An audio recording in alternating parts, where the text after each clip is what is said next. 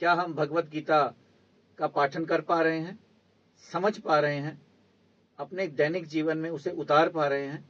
एक लॉयर का प्रोफेशन बहुत कठिन, बहुत आसान। क्या हम न्याय अन्याय की चिंता करते हैं? बहुत ही ज्यादा विषयों में एक वकील फंसा रहता है। उस स्थिति में क्या करेगा एक लॉयर? क्या करना चाहिए एक लॉयर को? हर चीज का उत्तर भगवत गीता में है।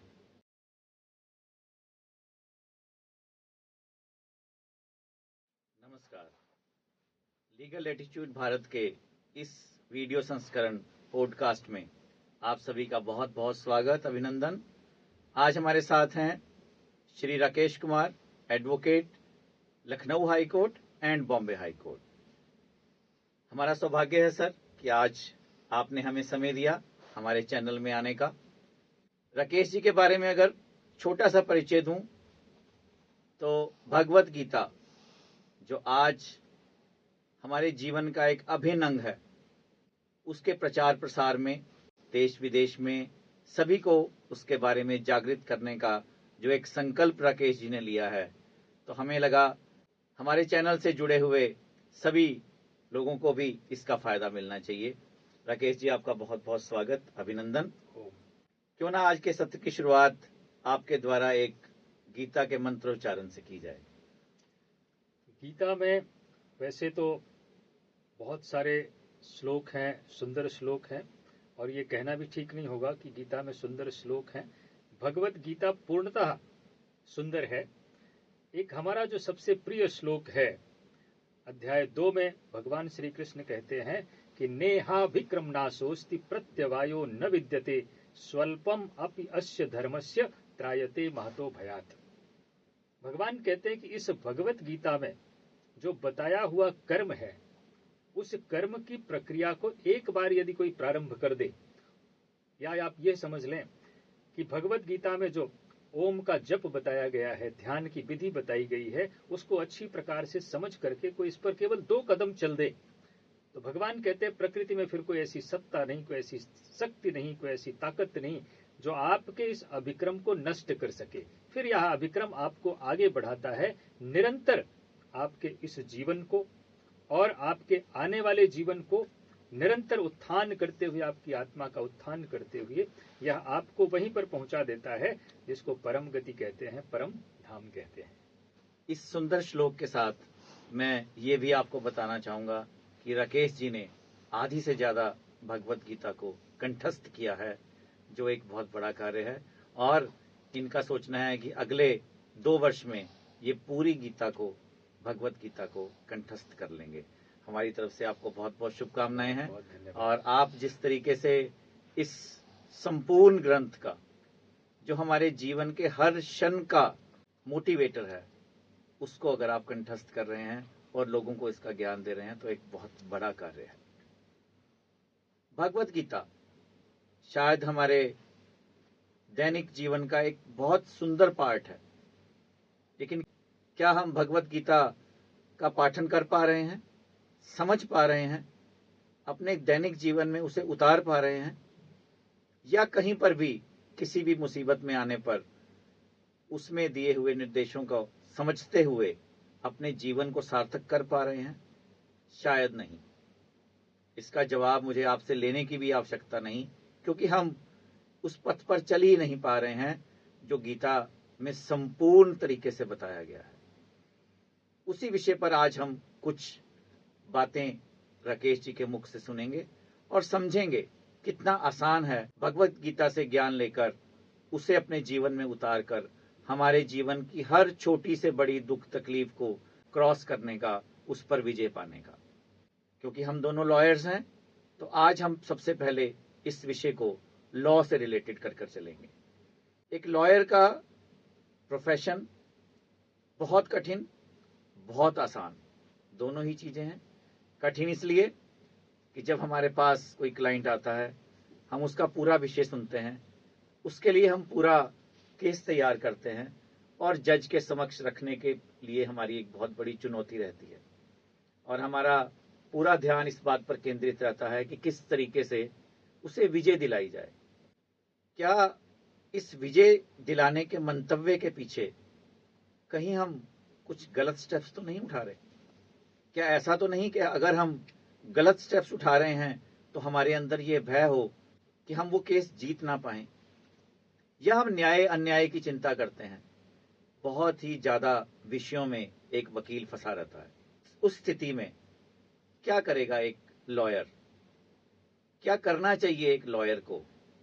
हर चीज का उत्तर भगवत गीता में है, लेकिन क्योंकि हम इन सब चीजों से अनभिज्ञ हैं तो शायद हम वो कार्य कर ही नहीं पाते हैं। तो आज मेरा यही प्रश्न आपसे राकेश जी कि हमें बताइए कि जब एक लॉयर किसी केस को प्रेजेंट करने के लिए रेडी करता है तो क्या चीजें उसके मन में चलती हैं और भगवत गीता इस विषय में किस तरीके से उसे सपोर्ट करती है? बहुत ही सुंदर प्रश्न आपने किया उमेश जी, और क्योंकि आप उसी प्रोफेशन से हैं, हम उसी प्रोफेशन से हैं, और एक लंबी ड्यूरेशन रही है इस प्रोफेशन में, तो हम दोनों इस बात को बड़ी अच्छी तरह से समझते हैं कि एक अधिवक्ता को, एक एडवोकेट को कितनी सारी समस्याएं आती हैं। उसके पास एक क्लाइंट आता है, क्लाइंट सही है गलत है, पहले तो उसे ये निर्णय करना पड़ता है। कई बार जो हमारे यंग लॉयर्स होते हैं, जो नए नए प्रोफेशन में आए हैं, एक मॉरलिटी लेकर के आते हैं, तो उनको लगता है पता नहीं ये जिस व्यक्ति का हम केस कर रहे हैं ये ठीक भी है कि गलत भी है। फिर उसके बाद पता चला कि कोर्ट में गए, जीत गए तो ठीक है, एक अलग प्रॉब्लम खड़ी होती है, और हार गए तो दूसरी समस्या खड़ी होती है। तीसरी बात कि जज का जो रिएक्शन होता है वो एक बड़ा डेंजरस रिएक्शन होता है, तो कई बार उसको लेकर के एक लॉयर जो है वो चिंतित हो जाता है। भगवत गीता परमात्मा की सीधी वाणी है। अब भगवान ने भगवत गीता में कहा, लोग ये समझते हैं कि सृष्टि की रचना भगवान ने की है, पर स्वयं भगवान श्री कृष्ण ने भगवत गीता में कहा कि मयाध्यक्षेण प्रकृति सूयते सचराचरम, मैंने सृष्टि की रचना नहीं की है, हमारी अध्यक्षता में सृष्टि की रचना मेरी प्रकृति ने किया है। अब प्रकृति में आपका 5 महाभूत आ जाते हैं, अष्टधा मूल प्रकृति आ जाती है, क्षिति जल पावक गगन समीर बुद्धि मन और अहंकार, ये अष्टधा मूल प्रकृति, और उसमें फिर जीवात्मा, आत्मा जो चेतन प्रकृति है, और तीनों गुण, तमोगुण रजोगुण सतोगुण। संपूर्ण सृष्टि का संचालन इसी प्रकृति के माध्यम से होता है, इसी को हम माया कहते हैं। तो एक तरफ भगवान और दूसरी तरफ माया, लेकिन भगवान की ही माया है। स्पष्ट है कि सृष्टि में इसके बाहर कुछ भी नहीं है। अब वो अधिवक्ता हो, डॉक्टर हो, सामान्य व्यक्ति हो, एक विद्यार्थी हो, इससे बाहर कुछ भी नहीं है। तो परमात्मा ने और परमात्मा की प्रकृति ने जब इस सृष्टि की रचना की, तो भगवान ने ही कहा कि हमने आपको एक, जैसे कोई कार का मैन्युफैक्चरर होता है, यदि उसमें कहीं कोई गड़बड़ी आ रही है, उसके चलने में, उसके इंप्लीमेंटेशन में कहीं किसी तरह की रुकावट आ रही है, तो आप तो एक छोटे मोटे इंजीनियर के पास चले जाते हैं, वो छोटी मोटी सलाह दे देता है। हम उसको कह सकते हैं कि आप किसी ज्योतिषी के पास चले गए, किसी पुजारी के पास चले गए, छोटी मोटी आपको सलाह दे देता है। और ज्यादा बड़ी प्रॉब्लम आ गई तो आप किसी और बड़े इंजीनियर के पास चले जाते हैं, और बड़ी प्रॉब्लम तो और बड़े इंजीनियर के पास चले जाते हैं। पर परफेक्ट जो प्रॉब्लम है, आपको उस प्रॉब्लम, किसी आपकी कार, उसमें कहाँ कहाँ डिफेक्ट्स आ सकती हैं, कैसे आ सकती हैं, कैसे क्योर हो सकती है, कब तक चलेगी, कब बंद हो जाएगी, ये सारा का सारा आपको यदि चाहिए तो कौन दे सकता है? जो मैन्युफैक्चरर इंजीनियर है, जिसने बनाया है। तो परमात्मा ने सृष्टि को बनाने के साथ आपको एक मैनुअल दे दिया, वो है भगवत गीता। आप सृष्टि के किसी भी कार्य में लगे हो, उस सब का सब, किसी भी समस्या का सलूशन आपके पास भगवत गीता में है। अब बात सिर्फ इतनी सी होती है, आपने जैसे भी कहा कि भाई हम पढ़ते नहीं, हम उसको समझते नहीं, तो हम पढ़ते नहीं और समझते नहीं, इस कारण से हम गड़बड़ कर देते हैं। अब देखिए एक अधिवक्ता की बात, क्योंकि यहीं से प्रश्न खड़ा हुआ। एक अधिवक्ता, एक आप यंग लॉयर हैं या आप मिड लेवल के लॉयर हैं या आप बड़े लॉयर हैं, किसी भी व्यक्ति का आपके पास यदि केस आता है तो उसे करना आपकी जिम्मेदारी है। लॉ प्रोवाइड करता है, कॉन्स्टिट्यूशन प्रोवाइड करता है, सही है गलत है इसका भी निर्णय आप शुरुआत में ले सकते हैं। कई बार बहुत इस तरह के केसेज आते हैं जहां आपका मन नहीं करता कि भाई हम इसको बिल्कुल नहीं करेंगे, क्योंकि आपको लगता है कि ये व्यक्ति पूरी तरह से गलत है, खास करके क्रिमिनल केसेज में। सिविल केसेज में ये प्रॉब्लम नहीं आती, कारपोरेट में ये प्रॉब्लम इतनी बड़ी नहीं आती, क्रिमिनल केसेज में ऐसी प्रॉब्लम्स कई बार आपके पास आ जाती है। लेकिन वहां पर भी एक चीज आपको ध्यान में रखना चाहिए, हम सबको ध्यान में रखना चाहिए कि भगवत गीता में ही भगवान ने कहा है कि बड़े से बड़ा पापी भी यदि उस मार्ग को छोड़ करके हमारी तरफ घूम जाता है तो फिर वह हमारे पास आने का अधिकारी हो जाता है, क्योंकि उसको उसने छोड़ दिया। तो कई बार हो सकता है कि बहुत गलत व्यक्ति हो, बड़ा क्रिमिनल हो, लेकिन आप उसको एक सुधरने का मौका देते हैं, और ये काम एक लॉयर करता है, एक अधिवक्ता की तरह आप करते हैं। तो उस समय ये ध्यान रखें कि भगवान ने भी कहा है कि बड़े से बड़ा पापी क्यों ना हो, उसे भी सुधरने की एक उसको चांस मिलता है, और वो उस तरफ घूम सकता है। तमाम हमारे इतिहास में ऐसे उदाहरण भरे पड़े हैं। भगवान आप महर्षि वाल्मीकि को ले लें, गोस्वामी तुलसीदास जी को ले लें, ये सब एक अलग मार्ग पे जा रहे थे, और फिर ये सब भगवान के बड़े भक्त बन गए, बहुत अच्छे व्यक्ति बने, ऐसे अच्छे व्यक्ति बने कि तमाम व्यक्तियों को इन्होंने अच्छा बना दिया। हम सब उन्हीं के मार्ग पर चलने का प्रयास कर रहे हैं। अब एक जो मिड लेवल लॉयर होता है, समस्या आती है जब आप कोर्ट में जाते हैं। तो भगवत गीता में मैं कहता हूं कि सारे लॉयर्स को, खास करके यंग लॉयर्स को जरूर पढ़ना चाहिए, क्योंकि भगवत गीता में आपके पास जो भगवान ने ज्ञान दिया वो केवल लॉजिक नहीं है, अल्टीमेट लॉजिक है। यदि आप उस लॉजिक को समझ जाएंगे तो आपको छोटे मोटे ये जो केसेस आप लड़ते रहते हैं, जिनको आप बहुत बड़ा समझते हैं, वो आपको बहुत आसान लगने लगता है। अब मैं एक छोटा सा आपको एग्जांपल दूं कि भगवान श्री कृष्ण यदि आपको किसी विषय को समझाना चाहते हैं, और यही चीज हम सब करते हैं। एक लॉयर का काम क्या है? जज को कन्विंस करना, क्लाइंट को कन्विंस करना, और कई बार अपने अपोनेंट को भी कन्विंस करना। तो कन्विंस करने की सबसे बड़ी जो विद्या है वो आपको भगवत गीता में मिलती है। एक छोटा सा मैं एग्जांपल देता हूं कि भगवान श्री कृष्ण यदि आपको कोई विषय समझाना चाहते हैं, कर्म समझाना चाहते हैं, तो भगवान आपको सीधे कर्म समझाना नहीं शुरू कर देते। पहले वो बताते हैं कि इस कर्म से लाभ क्या होगा, फिर कर्म करते समय बाधाएं कौन सी आएंगी, और जब आपको लाभ बता दिया, बाधाएं बता दिया, तब फिर उसके बाद वो मुख्य विषय पर आते हैं। एक अधिवक्ता को भी अपना केस प्रेजेंट करते समय ध्यान रखना चाहिए कि आपको पहले जज को क्या बताना है कि आपकी प्रॉब्लम क्या है। जज ने आपको वो रिलीफ ग्रांट कर दिया तो आपके क्लाइंट को क्या मिलेगा। फिर उसके बाद ऑब्स्ट्रक्शन, जज का दूसरा जो क्वेश्चन, हिडन क्वेश्चन रहता है, हमें ये पावर है क्या ग्रांट करने की, ऑब्स्ट्रक्शन। फिर आपको इमीडिएटली उसे ऑब्स्ट्रक्शन बताना चाहिए कि भाई इस प्रोविजन में, इस सेक्शन में you fall in with in this category, आप ये कर सकते हैं। और फिर जाकर के आप फैक्ट्स की बात करते हैं तो ध्यान से सुनता है। अधिकांश लॉयर क्या करते हैं, फैक्ट्स से शुरू करते हैं, फिर जज का उसमें इंटरेस्ट खत्म हो जाता है। तो इस तरह से अधिवक्ताओं के लिए भगवत गीता बहुत उपयोगी है। भगवत गीता में एक बहुत ही सुंदर बात कही गई है कि कर्म कर, फल की इच्छा मत कर। लेकिन लीगल प्रोफेशन में आप देखते हैं कि कुछ सीनियर एडवोकेट्स का तो ये मानना है कि केस जीतना ही वकालत है, अदरवाइज तो वकालत ही नहीं है। क्या मैं यंग लॉयर्स के लिए पूछना चाहूंगा कि केस जीतना, सिर्फ जीतने के लिए वर्क करना, या अपना कर्म करना, अपना 100% देना, और जज के ऊपर ये छोड़ देना कि आपके द्वारा प्रेजेंट किए हुए केस पर वो अपना निर्णय दे। इन दोनों में कितना डिफरेंस है, और भगवत गीता से हमें क्या और सहयोग मिल सकता है? बड़ा सुंदर प्रश्न है आपका।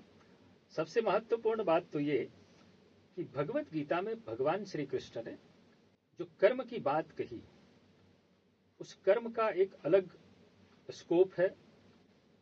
और क्योंकि भगवान श्री कृष्ण परिवर्तनशील कर्म की बात नहीं करते, और सृष्टि के जितने कर्म हैं वो परिवर्तनशील हैं, लेकिन हम वहां से एक इंडिकेशन लेते हैं कि भगवान ने जब हमें कर्म की बात बताई है, तो जो सांसारिक कर्म है, दो तरह के कर्म, एक जो हमें इस संसार से मुक्त करने वाले कर्म हैं, और दूसरे जो सांसारिक कर्म हैं, दोनों की विधियां उसमें से हम एक इंडिकेशन के रूप में ले लेते हैं। तो भगवत गीता में अभी आपने जो कहा कि कर्मण्येवाधिकारस्ते मां फलेषु कदाचन, कर्म करने में ही तेरा अधिकार है, फल की वासना मत कर, फल की इच्छा मत कर। एक बार आपकी समझ में आ गया कि हमने ये केस हमारे हाथ में ले लिया है, फिर आप उसमें अपना 100% देने की तैयारी करिए, उसको आप पूरी तरह से तैयार करिए, पूरी तरह से आप उसको प्रेजेंट करिए। अब यहीं पे आपका रोल खत्म हो जाता है। अब दूसरी तरफ रोल शुरू होता है जज का। अब वो जज जो निर्णय देगा, अब संभव हो सकता है कि जज ने गलत निर्णय दिया हो। गलत निर्णय देने के पीछे कई कारण हो सकते हैं, हम सब जानते हैं, तमाम सारे कारण हो सकते हैं, पर उस निर्णय में आपका कोई इंटरफेरेंस नहीं है।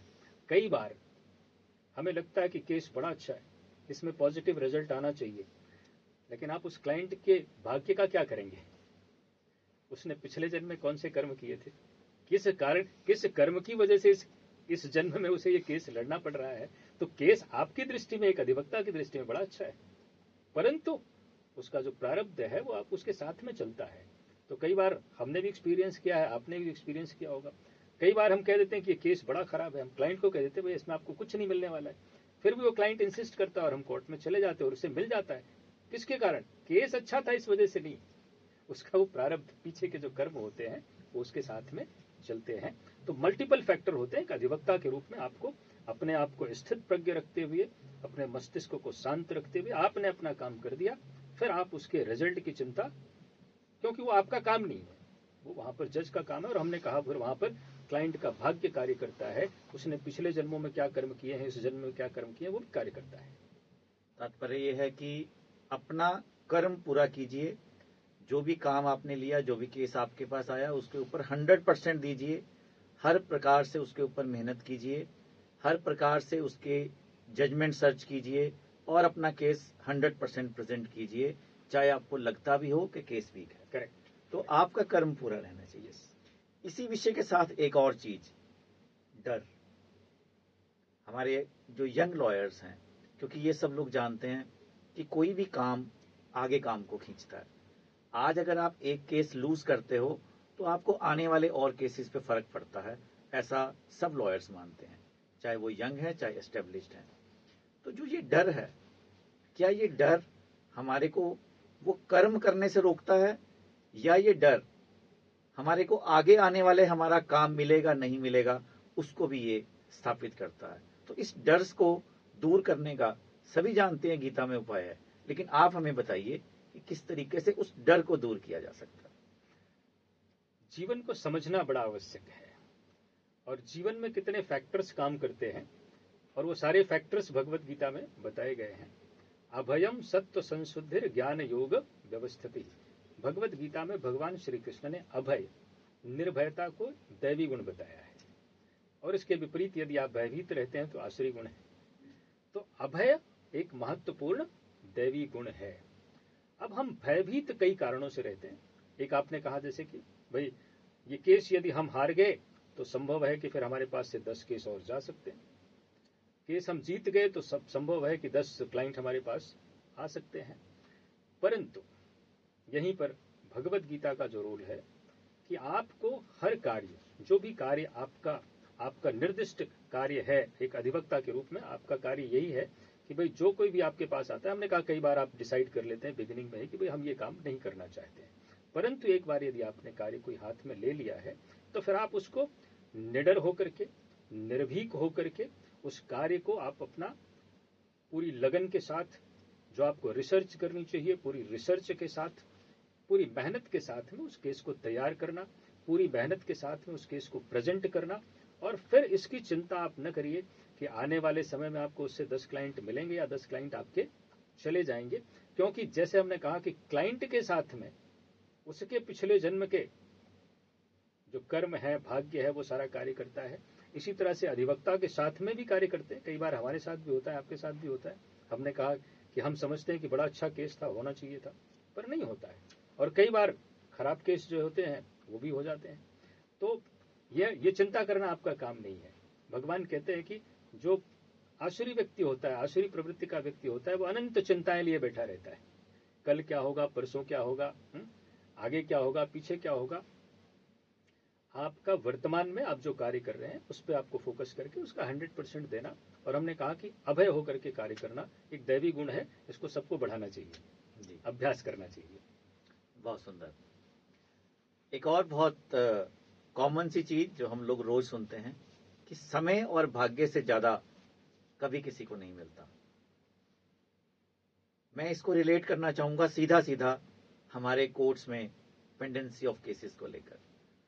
इतने सालों से केसेस पेंडिंग पड़े हैं, 50 साल से ज्यादा के केस भी पेंडिंग पड़े हैं।